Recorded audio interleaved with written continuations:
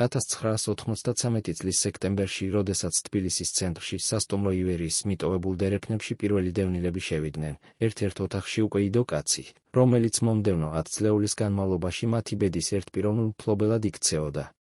თამაზ ნადარეიშვილი, აფხაზეთის ავტონომიური რესპუბლიკის უმაღლესი საბჭოს თავმჯდომარე, იმ დღეს ჯერ კიდევ არ იცოდა, რომ სოხუმიდან გაქცევა არ იყო დამარცხება, არამედ უპრეცედენტო შესაძლებლობა. შესაძლებლობა, რომ შექმნა სახელმწიფოში პარალელური იმპერია, რომელიც არც ერთ აუდიტორს, არც ერთ კონტროლის პალატას, არც ერთ პროკურორს არასდროს ჩაუტარებია სრულყოფილი რევიზია. 1999 წლის ბოლოსთვის საქართველოს ცენტრალური ბიუჯეტიდან აფხაზეთის ლეგიტიმური სტრუქტურებისთვის ყოველწლიურად მილიონობით ლარი ირიცხებოდა, დევნილთა შემწეობები, აპარატის შენახვის ხარჯები, სოციალური პროგრამები. ფული, რომელიც შედიოდა ერთი კარიდან და გამოდიოდა სულ სხვა კარიდან, ხოლო შუაში იდგა კაცი შეიარაღებული ესკორტით, რომელიც არასდროს არ იძლეოდა ანგარიშს. როგორ შეძლო ერთმა ადამიანმა 10 წლეულის განმავლობაში ეკონტროლებინა ასეთი ფინანსური ნაკადი? რატომ არ შეეხო მას არავინ? და რა ფასი გადაიხადეს იმ ადამიანებმა, რომელთა სახელითაც ეს მილიონები ილეგებოდა? სასტუმრო ივერიის მე-6 სართულზე, სადაც ფანჯრების ნაცვლად პოლიეთილენის პარკები ჰქონდათ აკრული და კანალიზაცია ჩამოდიოდა, ოჯახები ცხოვრობდნენ ოთახებში, სადაც ოდესღაც უცხოელი ტურისტები ათავსებდნენ ჩემოდნებს. 1995 წლის ზამთარში, როდესაც თბილისში ელექტროენერგია დღეში 2-3 საათს მოდიოდა, ამ ოთახებში ბავშვები იძინებდნენ ქურთუკებში გახვეულები, ხოლო მშობლები ელოდნენ თვით-14 შემწეობას, ერთადერთ ფულს, რომელიც მათ სახელმწიფოსგან მიეღოთ. ამავე დროს ვაჟა-ფშაველას გამზირზე, აფხაზეთის მთავრობის შენობაში, სადაც ცხელი წყალი და ელექტროენერგია არასდროს არ წყდებოდა, თამაზ ნადარეიშვილი იღებდა ვიზიტორებს, მინისტრებს, პარტიზანულ მეთაურებს, ბიზნესმენებს, რომლებიც მოდიოდნენ შავი ჯიპებით და გადიოდნენ დაცვის ორმაგი კორდონის გავლით. მისი კაბინეტის კარი იყო ბარიერი, რომელსაც მიღმა იწყებოდა სხვა რეალობა, სადაც ფული არ ითვლებოდა, არამედ იწონებოდა, სადაც დოკუმენტები არ ინახებოდა, არამედ იცვოდა, სადაც კითხვები არ სმენდნენ, არამედ ჩაახშობდნენ. 1996 წლის გაზაფხულზე, როდესაც საქართველოს ფინანსთა სამინისტრომ პირველად სცადა აფხაზეთის მთავრობის ხარჯების დეტალური ანგარიშის მოთხოვნა, პასუხი მოვიდა ლაკონური და მკაფიო. ჩვენ ვართ ლეგიტიმური ხელისუფლება ოკუპირებული ტერიტორიისა და ჩვენი ფინანსური საქმიანობა არის სახელმწიფო საიდუმლოება. ეს იყო ფორმულა, რომელიც 10 წლეულის განმავლობაში იმუშავებდა როგორც ხელშეუხებლობის ფარი. ფული მოდიოდა ორი მიმართულებით, ზემოდან და გარედან. ზემოდან საქართველოს სახელმწიფო ბიუჯეტიდან, რომელიც ყოველთვიურად გამოყოფდა თანხებს დევნილთა შემწეობებისთვის, აპარატის შენახვისთვის, სოციალური პროგრამებისთვის. გარედან საერთაშორისო ორგანიზაციებიდან, გაეროს ლტოლვილთა უმაღლესი კომისარიატიდან, წითელი ჯვრიდან, ევროკავშირის ჰუმანიტარული ფონდებიდან, რომლებიც აგზავნიდნენ ტვირთებს, საკვებს, მედიკამენტებს, ტანსაცმელს, საბნებს. ეს ტვირთები შედიოდა საქართველოში ოფიციალურად, გადიოდა საბაჟოს, ფიქსირდებოდა დოკუმენტებში და ჩაბარდებოდა აფხაზეთის მთავრობის წარმომადგენლებს განაწილებისთვის. მაგრამ რა ხდებოდა შემდეგ? ეს იყო შავი ხვრელი, რომელშიც კრებოდა ყველაფერი. 1999 წლის ზაფხულში ერთ-ერთმა დევნილმა ქალმა, რომელიც ცხოვრობდა სასტუმრო აფხაზეთში, მოულოდნელად იპოვა თავისი ოჯახის სახელი ჰუმანიტარული დახმარების მიმღებთა სიაში, სია, რომელიც შემთხვევით დარჩა ერთ-ერთი ჩინოვნიკის მაგიდაზე.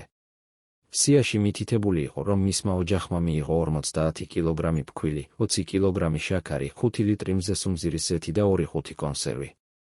მაგრამ ეს ქალი არასდროს არ მიუღია არც ფქვილი, არც შაქარი, არც ზეთი. როდესაც მან სცადა განმარტების მოთხოვნა, მას უთხრეს, რომ დოკუმენტები სწორია, ხელმოწერა მისია და თუ მას არაფერი მიუღია, ეს მისი პრობლემაა. ამ ქალმა დაწერა წერილი გაეროს ოფისში თბილისში, მაგრამ პასუხი არასდროს მიიღო. მან დაწერა წერილი აფხაზეთის მთავრობაში, მაგრამ წერილი დაიკარგა. მან დაწერა წერილი პრეზიდენტ შევარდნაძეს, მაგრამ წერილი არასდროს არ მიუღია ადრესატამდე. 1 წლის შემდეგ ეს ქალი გადავიდა რუსეთში, სადაც დღესაც ცხოვრობს, მაგრამ მისი სახელი დღემდე რჩება დევნილთა ბაზაში, რომელიც არასდროს არ განახლებულა, არასდროს არ შემოწმებულა, არასდროს არ გაწმენდილა. რამდენი ასეთი სახელი იყო იმ ბაზაში? რამდენი გარდაცვლილი, რამდენი გასული, რამდენი არარსებული ადამიანი, რომელთა სახელითაც ყოველთვიურად ილეგებოდა ფული. 1996 წლის შემოდგომაზე საქართველოს კონტროლის პალატის თავმჯდომარე სულხან მოლაშვილი მიიღო ანონიმური წერილი, რომელიც დეტალურად აღწერდა დევნილთა შემწეობების გაცემის სქემას ერთ-ერთ რაიონში. წერილში ნათქვამი იყო, რომ ყოველთვიურად ნაღდი ფული, ტომრებით, დალუქული ჩანთებით მიჰქონდათ განაწილების პუნქტში, სადაც ადგილობრივი კოორდინატორი ურიგებდა მას დევნილებს. მაგრამ რეალურად ფულის მხოლოდ ნახევარი აღწევდა ადამიანებამდე. დანარჩენი ბრუნდებოდა უკან კოორდინატორთან, უკან მის უფროსთან, უკან იმ ადამიანებთან, რომლებიც ამ სისტემას აკონტროლებდნენ. მოლაშვილმა გადასცა ეს წერილი თავის მოადგილეს და უთხრა: შეამოწმე. მოადგილემ გაგზავნა ინსპექტორი იმ რაიონში. ინსპექტორი დაბრუნდა 2 დღის შემდეგ და თქვა: ყველაფერი წესრიგშია, დოკუმენტები სწორია, ხელმოწერები ადგილზეა. მოლაშვილმა კითხა: შეხვდი დევნილებს? ინსპექტორმა უპასუხა: არა, მაგრამ დოკუმენტები სწორია. მოლაშვილმა დახურა საქაღალდე და აღარასდროს დაუბრუნებია ამ თემას. რატომ? რადგან იცოდა, რომ ამ თემას არ ჰქონდა ბოლო, ეს იყო ძაფი, რომლის გაწევაც მთელი ქსოვილის დაშლას ნიშნავდა, ხოლო ამ ქსოვილს ეჭიდა ადამიანები, რომლებთანაც კონფლიქტი არავის სურდა. 1987 წლის დასაწყისში კონტროლის პალატამ ოფიციალურად განაცხადა, რომ აფხაზეთის მთავრობის ფინანსური საქმიანობა არ შედის მათი იურისდიქციაში, რადგან ეს არის პოლიტიკურად მგრძნობიარე სტრუქტურა. ეს იყო ფორმულა, რომელიც ნიშნავდა: ჩვენ არ ვეხებით. და არავინ შეეხო, არც 1987-ში, არც 88-ში, არც 89-ში, არც 2000-ში, არც 2001-ში, არც 2002-ში, არც 2003-ში. 12 წელი სრული ხელშეუხებლობისა. მაგრამ სად მიდიოდა ეს ფული? ვის ჯიბეებში ილეგებოდა დევნილთა მილიონები? პირველი ვერსია, რომელიც ყველაზე ხშირად ისმოდა თბილისის ჩაიხანებში და ბაზრობებში, იყო მკვდარისულების სქემა, რომელიც ემყარებოდა დევნილთა რეგისტრაციის ბაზის სრულ მოუწესრიგებლობას. ბაზაში რჩებოდნენ გარდაცვლილი ადამიანები, რომლებიც წლების წინ გარდაიცვალნენ, მაგრამ მათი სახელები არასდროს არ წაშლილა. რჩებოდნენ ადამიანები, რომლებიც საქართველოს დატოვეს, წავიდნენ რუსეთში, უკრაინაში, ევროპაში, მაგრამ მათი სახელები კვლავ იყო სიაში. რჩებოდნენ ადამიანები, რომლებიც დაბრუნდნენ აფხაზეთში, გალის რაიონში, სადაც 1996 წლიდან ქართველებს ნებადართული ჰქონდათ დაბრუნება, მაგრამ მათი სახელები კვლავ იყო დევნილთა სიაში. ყოველი ასეთი სახელი ნიშნავდა 14 ლარს თვეში, 14 ლარს, რომელიც არავის არ ეკუთვნოდა, მაგრამ ვიღაც მაინც იღებდა. 1987 წლის ზაფხულში ერთ-ერთმა ჟურნალისტმა, რომელიც მუშაობდა დამოუკიდებელ გაზეთში, სცადა ამ სქემის გამოძიება. მან აიღო ერთი რაიონის დევნილთა სია, რომელიც ოფიციალურად იყო საჯარო ინფორმაცია და დაიწყო ადამიანების ძებნა. 230 სახელიდან, რომელიც სიაში იყო, მან იპოვა 190 ადამიანი. დანარჩენი 40, ან გარდაცვლილები იყვნენ, ან გასულები, ან არარსებულები. 40 სახელი, რომელიც ნიშნავდა 560 ლარს თვეში, 6720 ლარს წელიწადში. ერთი რაიონი 10-დან. ჟურნალისტმა დაწერა სტატია, რომელიც გამოქვეყნდა მცირე ტირაჟის გაზეთში. სტატიას არავინ არ გამოეხმაურა, არც ხელისუფლება, არც აფხაზეთის მთავრობა, არც პროკურატურა. 2 თვის შემდეგ ამ ჟურნალისტს სთხოვეს გაზეთიდან წასვლა. მას უთხრეს, რომ მისი მასალები პროვოკაციულია და აზიანებს დევნილთა ინტერესებს. მან წავიდა და აღარასდროს დაუბრუნებია ამ თემას. მეორე ვერსია, რომელიც ნაკლებად საჯაროდ, მაგრამ უფრო ფართოდ ისმოდა დახურულ წრეებში, იყო ჰუმანიტარული დახმარების მონოპოლიზაცია, სქემა, რომელიც ემყარებოდა საერთაშორისო ორგანიზაციების მიერ შემოტანილი ტვირთების კონტროლს. ტვირთები შედიოდა საქართველოში ოფიციალურად, ფიქსირდებოდა საბაჟოზე, ჩაბარდებოდა აფხაზეთის მთავრობის წარმომადგენლებს და უნდა განაწილებულიყო დევნილებს შორის. მაგრამ რა ხდებოდა შემდეგ, ეს იყო ბნელი ზონა. 1988 წლის გაზაფხულზე ერთ-ერთმა დევნილმა კაცმა, რომელიც მუშაობდა ბაზარზე, იპოვა ყუთები იტალიური მაკარონით, ყუთები, რომელზეც დაწერილი იყო Anchor, Narfosel გაეროს ლტოვილთა კომისარიატი, გაყიდვას არ ექვემდებარება. ეს ყუთები იყიდებოდა ბაზარზე ღიად, ყველას თვალწინ, ხოლო მოვაჭრე, რომელიც ყიდდა, თქვა, რომ მან ეს საქონელი იყიდა საბითუმო მომწოდებლისგან, რომელიც თავის მხრივ იყიდა ერთი კომპანიისგან. რა კომპანია? არავინ იცოდა. დევნილმა კაცმა გადაიღო ფოტო ამ ყუთებისა და წაიღო გაეროს ოფისში. გაეროს წარმომადგენელმა უთხრა, რომ ისინი გამოიძიებენ ამ ფაქტს. 2 კვირის შემდეგ გაეროს ოფისიდან დარეკეს და უთხრეს, რომ ინციდენტი გამოძიებულია, ღონისძიებები მიღებულია. რა ღონისძიებები? არავინ არ უთხრა. ყუთები კვლავ იყიდებოდა ბაზარზე, არა მხოლოდ მაკარონი, არამედ ფქვილი, შაქარი, ზეთი, კონსერვები, საბნები, ტანსაცმელი, ყველაფერი, რაც შედიოდა ჰუმანიტარული დახმარების სახით.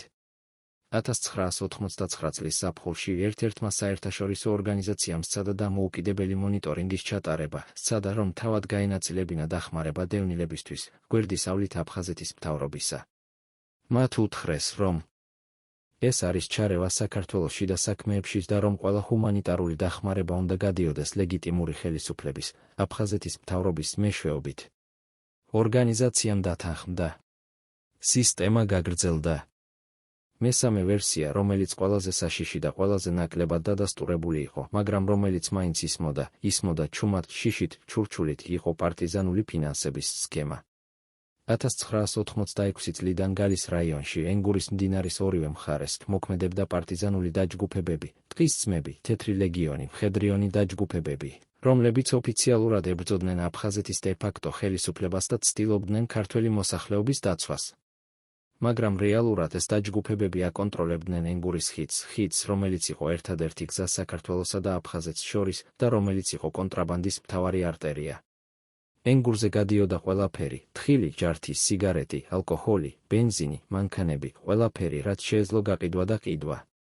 და ყველაფერზე, რაც გადიოდა ხიდზე, იხდიდა გადასახადს, რომელიც მიდიოდა პარტიზანებთან, რომლებიც აკონტროლებდნენ ხიდს. 1987 წლის შემოდგომაზე ერთ-ერთმა ბიზნესმენმა, რომელიც ცდილობდა თხილის ექსპორტს აფხაზეთიდან, თქვა, რომ მან გადაიხადა გადასახადი 5 ადგილას, ერთხელ აფხაზეთის მხარეს, ერთხელ ხიდზე, ერთხელ საქართველოს მხარეს, ერთხელ გზაზე ზუგდიდამდე, ერთხელ ზუგდიდში. 5 გადასახადი, რომელიც ჯამში შეადგენდა მისი მოგების 50%-ს. ვის ხელში მიდიოდა ეს ფული? ნაწილი პარტიზანებთან, რომლებიც რეალურად იდგნენ ხიდზე. ნაწილი მათ უფროსებთან, რომლებიც იდგნენ უფრო მაღლა. ნაწილი იმ ადამიანებთან, რომლებიც აკონტროლებდნენ მთელ სისტემას. და ვინ აკონტროლებდა მთელ სისტემას? ეს იყო კითხვა, რომელზეც არავინ არ პასუხობდა ხმამაღლა, მაგრამ ყველამ იცოდა პასუხი. 1988 წლის მაისში გალში მოხდა 6-დღიანი ომი, რომელიც დაიწყო პარტიზანების მიერ გალის რაიონის განთავისუფლების მცდელობით და დასრულდა მათი სრული დამარცხებით. ომის შემდეგ, როდესაც ქართველი მოსახლეობა კვლავ გაიქცა გალიდან, როდესაც ასობით ადამიანი დაიღუპა, როდესაც ათასობით ადამიანი კვლავ გახდა დევნილი, თბილისში დაიწყო კითხვები, რომლებიც ადრე არავინ არ სვამდა. სად იყო იარაღი, რომელიც პარტიზანებს უნდა ჰქონოდათ? სად იყო ფული, რომელიც მათ დასაფინანსებლად ილეგებოდა? სად იყო ის მხარდაჭერა, რომელზეც ისინი საუბრობდნენ? 1988 წლის ივნისში პრესაში გამოჩნდა პირველი სტატიები, რომლებიც ამბობდნენ, რომ პარტიზანული მოძრაობა რეალურად არ იყო წინააღმდეგობის მოძრაობა, არამედ კონტრაბანდული ქსელი, რომელიც იყენებდა აფხაზეთის განთავისუფლების რიტორიკას, რათა გაემართლებინა საკუთარი არსებობა და საკუთარი ფინანსური ნაკადები. ეს სტატიები გამოქვეყნდა მცირე გაზეთებში, რომლებსაც არავინ არ კითხულობდა. ოფიციალური მედია ჩუმობდა. ხელისუფლება ჩუმობდა. აფხაზეთის მთავრობა ჩუმობდა. და ჩუმობა იყო პასუხი, რომელიც ნიშნავდა, რომ ზოგიერთი კითხვა უკეთესია არ დასვა. მაგრამ რატომ არ ამოწმებდა ხელისუფლება ნადარეიშვილს? რატომ არ ეხებოდა მას არავინ? პასუხი იყო მარტივი და საშინელი ერთდროულად, რადგან ნადარეიშვილი იყო არა მხოლოდ აფხაზეთის მთავრობის ხელმძღვანელი, არამედ პოლიტიკური შანტაჟის ინსტრუმენტი. მას ჰყავდა 250,000 დევნილი, 250,000 ადამიანი, რომლებიც ცხოვრობდნენ სასტუმროებში, სკოლებში, საავადმყოფოებში, ბარაკებში, რომლებიც არ ჰქონდათ სახლი, არ ჰქონდათ მუშაობა, არ ჰქონდათ მომავალი. ეს ადამიანები იყვნენ პოტენციური ბომბი, რომელიც ნებისმიერ მომენტში შეეძლო აფეთქება. და ნადარეიშვილი იყო ერთადერთი ადამიანი, რომელსაც შეეძლო ამ ბომბის კონტროლი. 1987 წლის ზამთარში, როდესაც თბილისში დაიწყო აქციები ხელისუფლების წინააღმდეგ, აქციები, რომლებიც მოითხოვდნენ ხელფასების გადახდას, პენსიების გადახდას, ელექტროენერგიის მიწოდებას, ნადარეიშვილმა გამართა შეხვედრა დევნილთა წარმომადგენლებთან და უთხრა, ჩვენ არ უნდა შევუერთდეთ ამ აქციებს, რადგან ჩვენი საქმე სხვა, ჩვენი საქმე არის აფხაზეთის დაბრუნება. დევნილები არ შეუერთდნენ აქციებს. ხელისუფლება ამოიღოს უთქვა. და ნადარეიშვილმა მიიღო ჯილდო, რომელიც იყო გაგრძელებული ხელშეუხებლობა. 1989 წლის გაზაფხულზე პრეზიდენტ ედუარდ შევარდნაძემ მიიღო ნადარეიშვილი პირად აუდიენციაზე, აუდიენცია, რომელზეც არავინ არ იყო დაშვებული, არც მრჩეველები, არც მინისტრები, არც ჟურნალისტები. შეხვედრა გაგრძელდა 2 საათი. რაზე ისაუბრეს, არავინ არ იცის. მაგრამ შეხვედრის შემდეგ შევარდნაძემ მისცა ბრძანება ფინანსთა სამინისტროს, რომ გაზარდოს აფხაზეთის მთავრობის დაფინანსება 20%-ით. 20% ეს იყო დამატებითი მილიონები, რომლებიც შევიდა სისტემაში, რომელსაც არ ჰქონდა აუდიტი, არ ჰქონდა კონტროლი, არ ჰქონდა გამჭვირვალობა. რატომ? რა იყო ის, რაც ნადარეიშვილმა უთხრა შევარდნაძეს იმ 2 საათიან შეხვედრაზე? რა იყო ის, რაც აიძულა შევარდნაძე, რომ კიდევ უფრო მეტი ფული მიეცა ადამიანისთვის, რომელსაც არავინ არ აკონტროლებდა? ეს იყო კითხვა, რომელზეც პასუხი დღემდე არ არსებობს, არსებობს მხოლოდ ვერსიები, თეორიები, ჩურჩული. მაგრამ ფაქტი იყო ერთი, ნადარეიშვილი იყო ხელშეუხებელი. და ის რჩებოდა ხელშეუხებელი, რჩებოდა 1989-ში, 2000-ში, 2001-ში, 2002-ში, 2003-ში. 12 წელი, რომლის განმავლობაშიც ერთი ადამიანი აკონტროლებდა მილიონებს, აკონტროლებდა ადამიანების ბედს, აკონტროლებდა სისტემას, რომელსაც არავინ არ ბედავდა შეეხო. 2001 წლის შემოდგომაზე ერთ-ერთმა დამოუკიდებელმა გაზეთმა გამოაქვეყნა საგამოძიებო სერია, რომელიც ეძღვნებოდა დევნილთა შემწეობების გაფლანგვას. სერიაში იყო ინტერვიუები დევნილებთან, რომლებიც ამბობდნენ, რომ არასდროს არ მიუღიათ ფული. იყო დოკუმენტები, რომლებიც აჩვენებდა, რომ სიებში იყვნენ გარდაცვლილი ადამიანები. იყო ფოტოები ჰუმანიტარული დახმარების ყუთებისა, რომლებიც იყიდებოდა ბაზარზე. იყო ანონიმური ინტერვიუები ყოფილ ჩინოვნიკებთან, რომლებიც ამბობდნენ, რომ სისტემა იყო კორუმპირებული ზემოდან ქვემოთ. სერია გამოვიდა 5 ნაწილად, 5 კვირის განმავლობაში.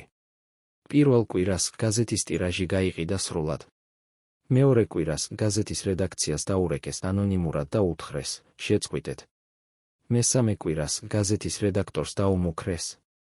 მეოთხე კვირას გაზეთის ოფისში შემოვიდნენ უცნობი პირები და წაიღეს კომპიუტერები. მეხუთე კვირას სერია შეწყდა.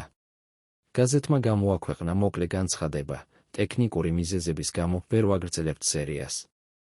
ტექნიკური მიზეზები, ეს იყო ევფემიზმი, რომელიც ნიშნავდა, ჩვენ შევშინდით.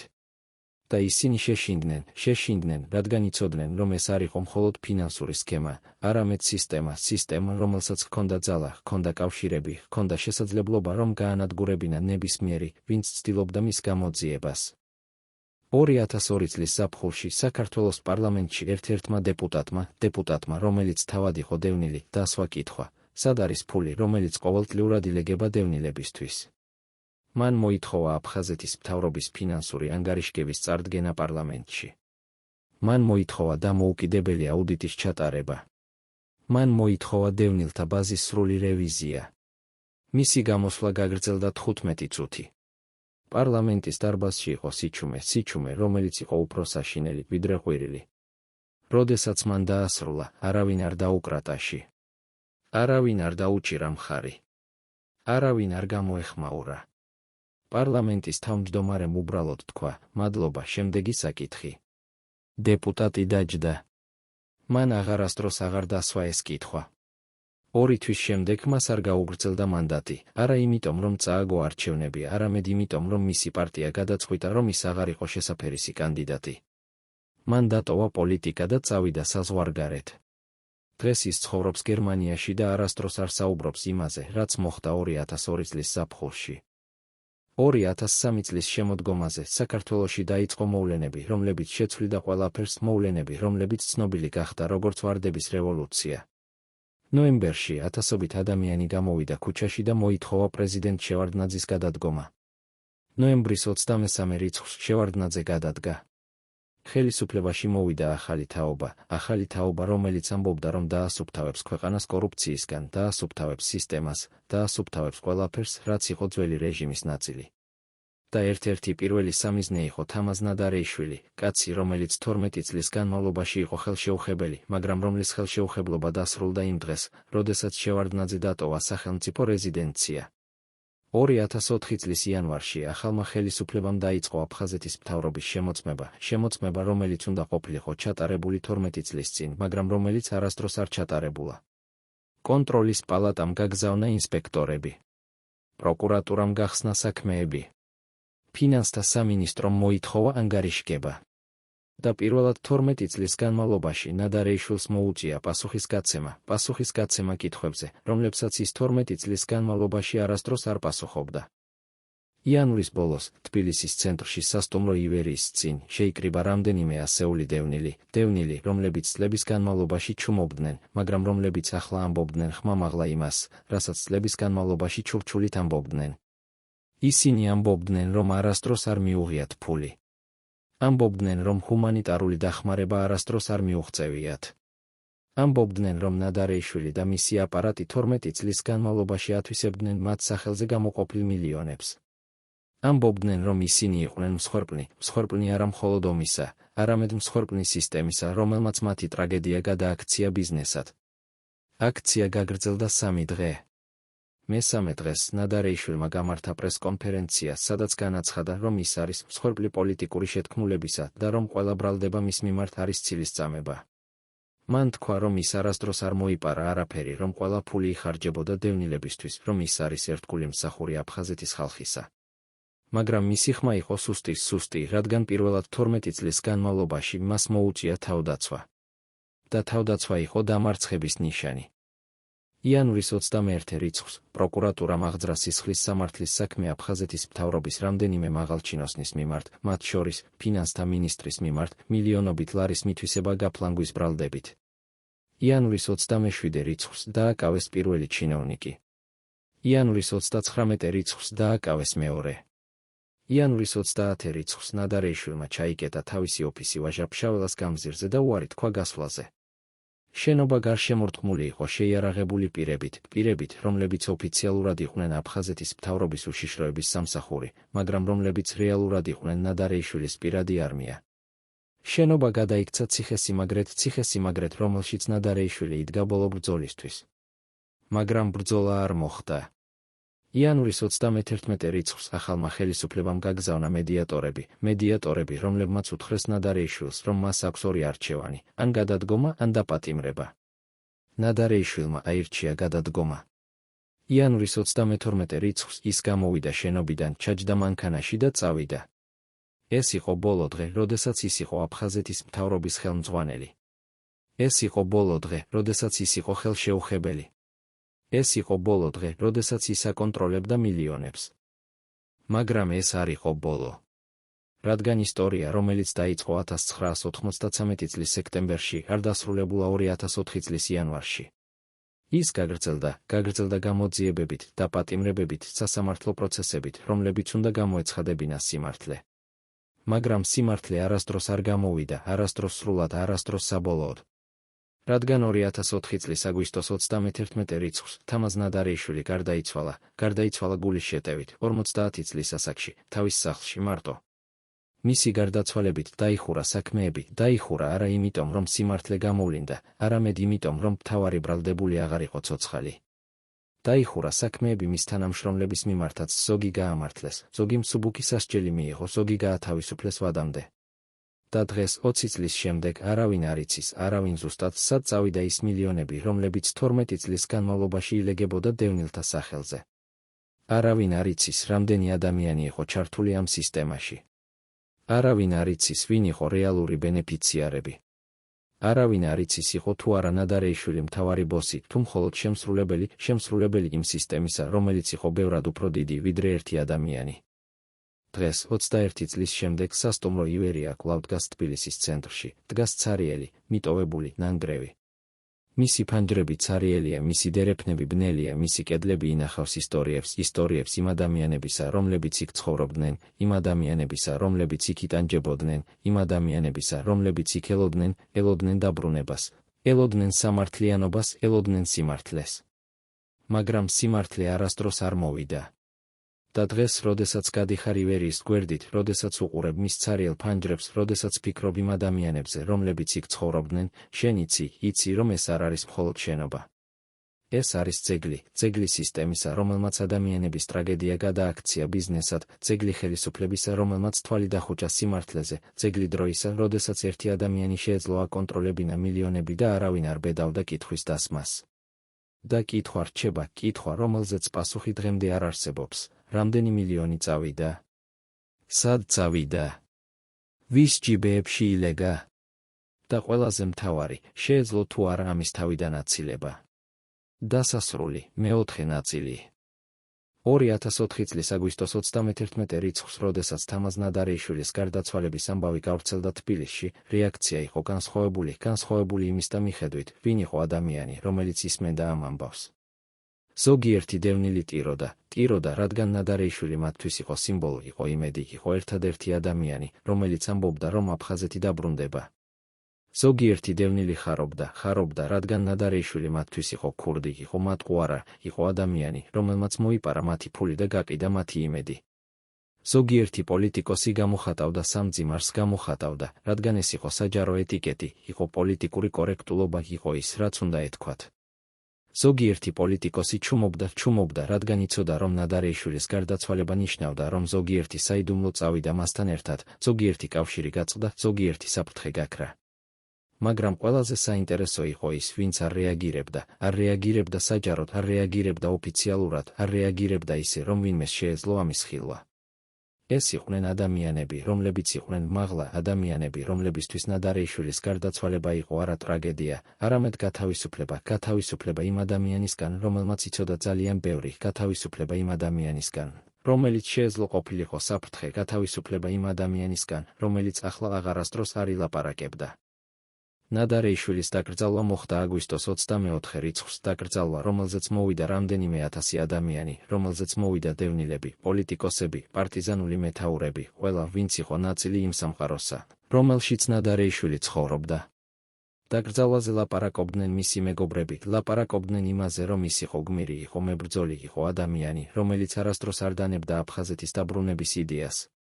ლაპარაკობდნენ იმაზე, რომ ის იყო მსხვერპლი პოლიტიკური შეთქმულებისა, მსხვერპლი ახალი ხელისუფლების შურისძიებისა, მსხვერპლი სისტემისა, რომელმაც არ შეინარჩუნა მისი ღირსება.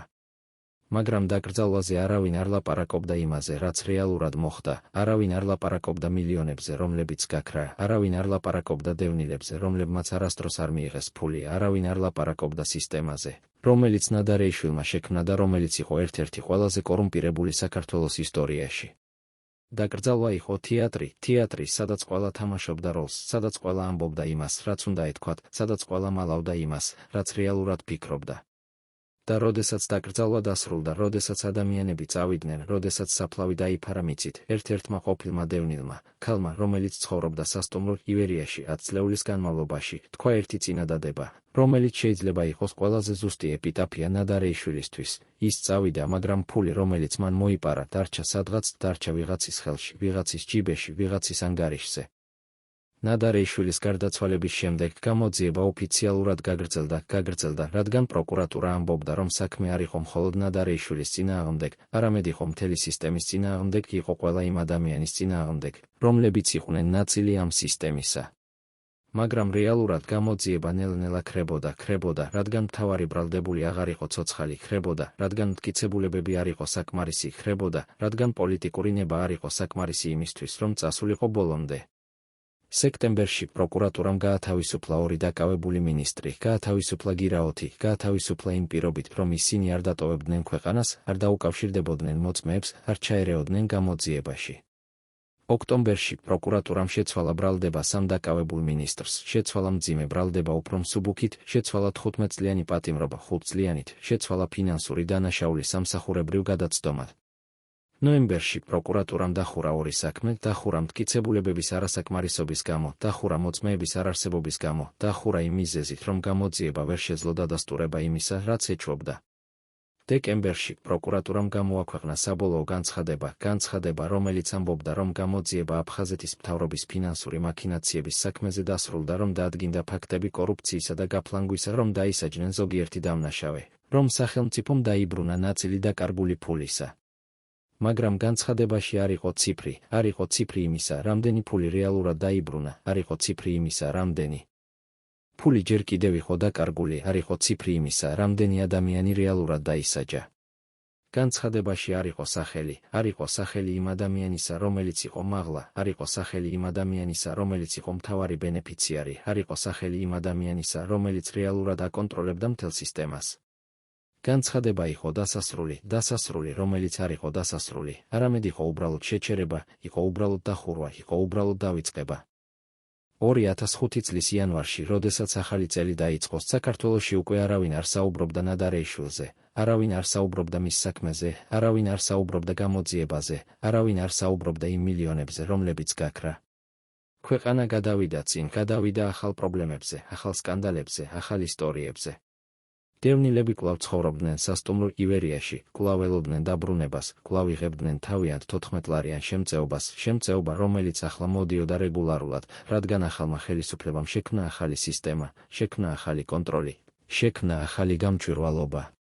მაგრამ დევნილები არ დაივიწყებდნენ იმ წლებს, როდესაც ისინი არ იღებდნენ ფულს, არ დაივიწყებდნენ იმ წლებს, როდესაც ჰუმანიტარული დახმარება არ აღწევდა მათამდე, არ დაივიწყებდნენ იმ წლებს, როდესაც ერთი ადამიანი აკონტროლებდა მათ ბედს და იყენებდა მათ ტრაგედიას როგორც ბიზნესს. ისინი არ დაივიწყებდნენ, მაგრამ ისინი ჩუმობდნენ, რადგან იცოდნენ, რომ არავინ არ უსმენდათ, ჩუმობდნენ, რადგან იცოდნენ, რომ სამართლიანობა არასდროს არ მოვიდოდა, ჩუმობდნენ, რადგან იცოდნენ, რომ ისინი იყვნენ დავიწყებულები ხელისუფლების მიერ, დავიწყებულები საზოგადოების მიერ, დავიწყებულები ყველას მიერ, გარდა ერთმანეთისა. მაგრამ ზოგიერთი ადამიანი არ დაივიწყა, რადგან მათთვის ნადარეიშვილის ისტორია იყო არა მხოლოდ ისტორია ერთი კაცისა, არამედ იყო ისტორია მთელი სისტემისა, სისტემა, რომელიც ჯერ კიდევ არსებობდა, სისტემა, რომელიც ჯერ კიდევ მუშაობდა, სისტემა, რომელიც ჯერ კიდევ აკონტროლებდა ფულს, აკონტროლებდა ძალას, აკონტროლებდა ადამიანების ბედს. ზოგიერთი ჟურნალისტი აგრძელებდა გამოძიებას, აგრძელებდა ჩუმად, აგრძელებდა ფრთხილად, აგრძელებდა იმ იმედით, რომ ერთ დღეს სიმართლე გამოვიდოდა. ზოგიერთი ყოფილი ჩინოვნიკი ინახავდა იმ დოკუმენტებს, რომლებიც ადასტურებდა იმას, რაც მოხდა, ინახავდა იმ იმედით, რომ ერთ დღეს ეს დოკუმენტები გახდებოდა მტკიცებულება. ზოგიერთი დევნილი ყვებოდა თავის შვილებს, ყვებოდა იმაზე, რაც მოხდა, ყვებოდა იმაზე, როგორ მოიპარეს მათი ფული, ყვებოდა იმაზე, როგორ გაყიდეს მათი იმედი. და ეს ისტორიები გადაეცემოდა თაობიდან თაობას, გადაეცემოდა როგორც მეხსიერება, გადაეცემოდა როგორც გაფრთხილება, გადაეცემოდა როგორც შეხსენება იმისა, რაც არასდროს არ უნდა განმეორდეს. 2025 წელს 21 წლის შემდეგ ნადარეიშვილის გარდაცვალებიდან ერთ-ერთმა ახალგაზრდა ჟურნალისტმა, რომელიც არ იცნობდა ნადარეიშვილს, არ იცნობდა იმ ეპოქას, არ იცნობდა იმ სისტემას, გადაწყვიტა, რომ გამოეძიებინა ეს ისტორია. მან დაიწყო ძებნა, დაიწყო არქივებში, დაიწყო დოკუმენტებში, დაიწყო ინტერვიუებში იმ ადამიანებთან, რომლებიც ჯერ კიდევ იყვნენ ცოცხალი და რომლებიც ახსოვდათ ის დრო. მან იპოვა დოკუმენტები, რომლებიც ადასტურებდა კორუფციას, იპოვა მოწმეები, რომლებიც ყვებოდნენ გაფლანგვაზე, იპოვა ციფრები, რომლებიც აჩვენებდა მასშტაბს. მაგრამ მან ვერ იპოვა პასუხი იმ კითხვაზე, რომელიც იყო ყველაზე მთავარი, ვინ იყო მაღლა? მან ჰკითხა ყველას, ჰკითხა ყოფილ ჩინოვნიკებს, ჰკითხა ყოფილ მინისტრებს, ჰკითხა ყოფილ გამომძიებლებს, ჰკითხა ყველას, ვინც შეეძლო სცოდნოდა. და ყველა პასუხობდა ერთსა და იმავეს, მე ვეჭვობ, მაგრამ არ ვიცი, რადგან არასდროს არ მქონია მტკიცებულება, არ ვიცი, რადგან ეს იყო საიდუმლო, რომელიც იცოდა მხოლოდ ორმა ადამიანმა, ნადარეიშვილმა და მაღლამ და ორივე ახლა გარდაცვლილია. ჟურნალისტმა დაწერა სტატია, რომელიც ყვებოდა ნადარეიშვილის ისტორიას, ყვებოდა მილიონებზე, რომლებიც გაქრა, ყვებოდა სისტემაზე, რომელიც იყო კორუმპირებული. მაგრამ სტატიაში არ იყო პასუხი იმ კითხვაზე, რომელიც იყო ყველაზე მთავარი. სტატია გამოქვეყნდა ერთ-ერთ ონლაინ გამოცემაში. მას წაიკითხა რამდენიმე ათასმა ადამიანმა. ზოგიერთმა დაწერა კომენტარი, დაწერა, რომ ეს იყო საინტერესო, დაწერა, რომ ეს იყო მნიშვნელოვანი, დაწერა, რომ ეს იყო ის, რაც ყველამ უნდა იცოდეს. მაგრამ 2 კვირის შემდეგ სტატია დაივიწყა, როგორც ივიწყება ყველა სტატია, როგორც ივიწყება ყველა ისტორია, როგორც ივიწყება ყველაფერი, რაც არ არის ნაწილი აწმყოსა. მაგრამ ისტორია არ დაივიწყება, რადგან ის არის ნაწილი საქართველოს ისტორიისა, არის ნაწილი იმ ისტორიისა, რომელიც აჩვენებს რა ხდება, როდესაც ძალა ხდება უკონტროლო, როდესაც ფული ხდება უხილავი, როდესაც სისტემა ხდება ხელშეუხებელი. ისტორია არ დაივიწყება, რადგან ის არის გაკვეთილი, რომელიც უნდა ისწავლოს ყოველმა თაობამ, გაკვეთილი, რომელიც უნდა გაიმეოროს ყოველმა ხელისუფლებამ, გაკვეთილი, რომელიც უნდა გახსოვდეს ყოველ მოქალაქეს. ისტორია არ დაივიწყება, რადგან ის არის შეხსენება იმ ადამიანებისა, რომლებიც იყვნენ მსხვერპლნი, შეხსენება იმ ადამიანებისა, რომლებიც დაკარგეს ყველაფერი და მერე დაკარგეს კიდევ ერთხელ, დაკარგეს იმ ფულით, რომელიც უნდა დახმარებოდა მათ, მაგრამ რომელიც წავიდა სხვის ჯიბეში. დღეს 2025 წელს 41 წლის შემდეგ სოხუმის დაცემიდან და 21 წლის შემდეგ ნადარეიშვილის გარდაცვალებიდან საქართველოში ჯერ კიდევ ცხოვრობს 130,000-ზე მეტი დევნილი ადამიანები, რომლებიც ჯერ კიდევ ელოდებიან დაბრუნებას. ჯერ კიდევ ელოდებიან სამართლიანობას, ჯერ კიდევ ელოდებიან იმას, რაც მათ დაჰპირდნენ 93 წლის სექტემბერში. ზოგიერთი მათგანი ჯერ კიდევ ცხოვრობს სასტუმრო ივერიაში, ცხოვრობს იმავე ოთახებში, სადაც ცხოვრობდნენ 30 წლის წინ, ცხოვრობს იმავე პირობებში, რომლებიც არ შეცვლილა. ზოგიერთი მათგანი გადავიდა სხვა ადგილებში, გადავიდა სოფლებში, გადავიდა ქალაქებში, გადავიდა იქ, სადაც შეეძლოთ ცხოვრება ყოფილიყო ცოტა უკეთესი. ზოგიერთი მათგანი გარდაიცვალა ელოდა დაბრუნებას, გარდაიცვალა ელოდა სამართლიანობას, გარდაიცვალა ელოდა იმას, რაც არასდროს არ მოვიდა. მაგრამ ყველა მათგანი, ცოცხალი თუ გარდაცვლილი, ივერიაში თუ სხვაგან, ყველა მათგანი არის ნაწილი ერთი ისტორიისა, ისტორია, რომელიც დაიწყო 93 წლის სექტემბერში და რომელიც ჯერ კიდევ არ დასრულებულა. იმ ადამიანებისთვის, რომლებიც იყვნენ ნაწილი ნადარეიშვილის სისტემისა, მინისტრები, ჩინოვნიკები, კოორდინატორები, ყველა, ვინც იყო ჩართული იმ სქემებში, ბედი იყო განსხვავებული. ზოგიერთი მათგანი დაისაჯა მსუბუქი სასჯელით, დაისაჯა პირობითი ვადით, დაისაჯა ისე, რომ 2-3 წლის შემდეგ ისინი უკვე თავისუფალი იყვნენ. ზოგიერთი მათგანი არ დაისაჯა, რადგან მტკიცებულებები არ იყო საკმარისი, არ დაისაჯა, რადგან გამოძიება ვერ დაადასტურა ბრალდებები, არ დაისაჯა, რადგან ჰქონდა კავშირები, ჰქონდა ადვოკატები, ჰქონდა ფული. ზოგიერთი მათგანი წავიდა საქართველოდან, წავიდა საზღვარგარეთ, წავიდა იქ, სადაც შეეძლო ცხოვრება ყოფილიყო უსაფრთხო და სადაც არავინ არ იცნობდა მათ წარსულს. ზოგიერთი მათგანი დარჩა საქართველოში, დარჩა თბილისში, დარჩა იმ სახლებში, რომლებიც იყიდეს იმ ფულით, რომელიც მოიპარეს, დარჩა იმ ცხოვრებაში, რომელიც ააშენეს იმ ფულით, რომელიც არ ეკუთვნოდათ. და დღეს 21 წლის შემდეგ ზოგიერთი მათგანი ჯერ კიდევ ცხოვრობს მდიდრულად, ცხოვრობს დიდ სახლებში, ცხოვრობს ძვირადღირებულ მანქანებში, ცხოვრობს ისე, თითქოს არაფერი არ მომხდარა, თითქოს არაფერი არ მოიპარეს, თითქოს არავინ არ დაზარალდა.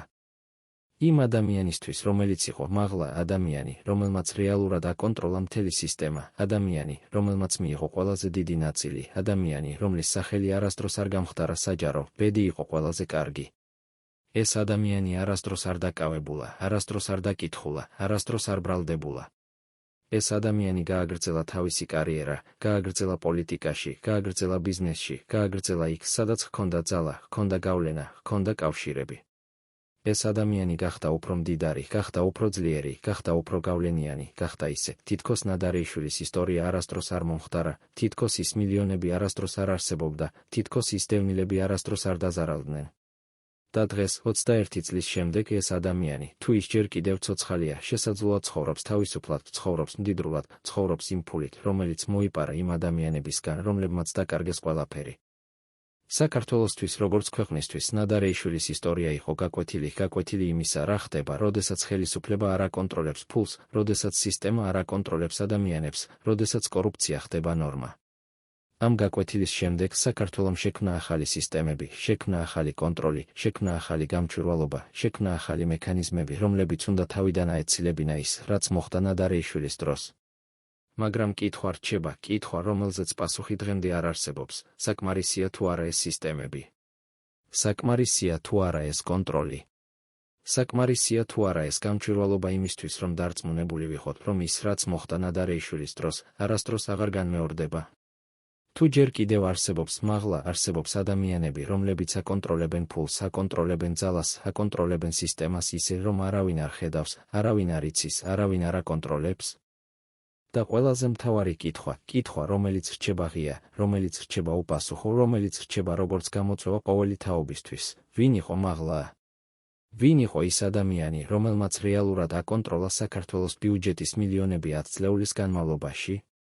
ვინ იყო ის ადამიანი, რომელიც დღესაც შესაძლოა ცხოვრობს თავისუფლად, ცხოვრობს მდიდრულად, ცხოვრობს იმ ფულით, რომელიც მოიპარა დევნილებისგან?